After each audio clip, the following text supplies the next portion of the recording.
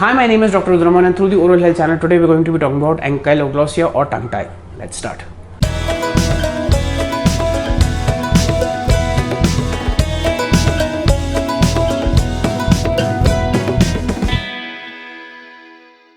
So today is going to be a very interesting topic which is revolving around young adults and mostly newborn babies, something known as tongue tie. So you have something known as lingual frenulum or lingual frenum, which is the fold of muscle attached from the base of your tongue to the bone of your lower jaw on the backside, and this can restrict the movement, the protrusion and the extension or elevation of your tongue, which can cause problems in neonates, that is newborns, because they in the initial first few months or years of their life they depend solely on their mother's breast milk to be nursed and to be fed, and there is a process known as latching on to the breast that is very important for the baby to form a seal to create a vacuum, which requires the movement of the tongue and the lips to perform a latching on seal.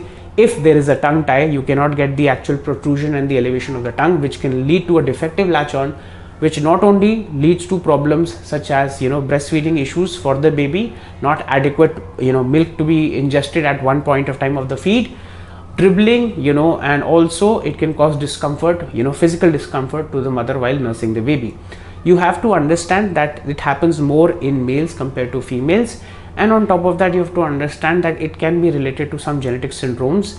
Also it is associated with cleft palate X-linked genetics also, and it can cause problems in the nourishment and the nutrition of the child in the early years, because of the fact that the child is not latching on and the child is not taking adequate milk at the one time of the one episode of breastfeeding. It could be possible that the child wakes up after sleeping after the feed, and it can give child problems like excessive wind and irritability, and it can obviously cause physical discomfort to the mother. Now what you have to understand is that in such cases it is always better to get an evaluation done with the help of a pediatric dentist and a pediatric surgeon to see if there can be some procedures such as known as Frenectomies, which can be done without or very little anesthesia in the kids, to just put a nick in the thing so that the tongue becomes mobile. And it has been found in long-term studies that with just this procedure that the kids are able to latch onto the breast and ingest milk properly. However, sometimes even if the parents switch over to bottle feed because of the fact they don't want to get the surgical treatment done, if the child grows up to become a teenager, obviously it can cause some sort of speech impediment, such as the pronunciation of the syllables st, s, d, j, and especially the R's, because the rollover effect of the tongue cannot happen because of the lack of protrusion and elevation of the tongue with the maximum interincisal opening, that is the opening between the upper and lower teeth, because of which that can cause social and psychological stress to the child. Now there is a conflict of opinions where a lot of people have gone through speech therapists and it has become fine, but for severe cases it is always better to get a frenectomy, a frenotomy or a frenulotomy for these purposes, a surgical correction, and then go for speech therapy so that the speech impediment can be changed. Now one more thing that has been noticed, there is no causal variation, but there has been some sort of association.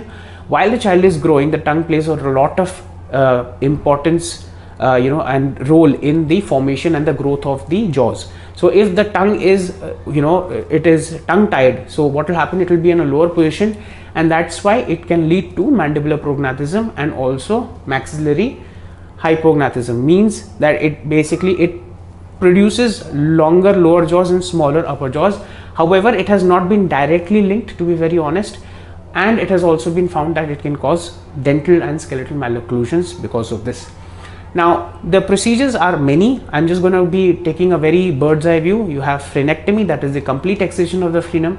You have frenotomy, just putting a nick, and you have a frenulotomy, which basically puts we correct the surgical with the help of surgical instruments, we correct the architecture of the frenum and its attachment. Now you have other plasties also, you have zit plasties and everything, and there are a lot of studies that are being done just to see. However, it has been found in severe cases for neonates, just doing a frenotomy has helped them latch on to the mother's breast quite easily and ingest their food, and obviously decrease the physical discomfort that a mother has to go through while nursing their child. And on top of that, because of these things, they have played a lot of important roles in teenagers' lives about malocclusion and speech. Also, definitely you would require speech therapy if you're having speech impediments because of an abnormal tongue tied or an ankylosed frenum or an ankyloglossia. You would, even after surgical correction, require a speech therapist to be undergoing with you speech therapy so that they can take care of your speech impediment. So this was today's episode. Please like, share, subscribe and do press the bell icon button for important updates. If you want to get in touch with me, here are my social media handles and my WhatsApp number. Kindly refrain from calling directly as I might be busy with patient. Just drop me your name, your state or location and the common oral health problem that's giving you discomfort or pain, and I'll get back to you within a couple of days. If you have any queries, doubts, apprehensions or insights, please feel free to put them in the YouTube comment section. So that's it for today. Thank you.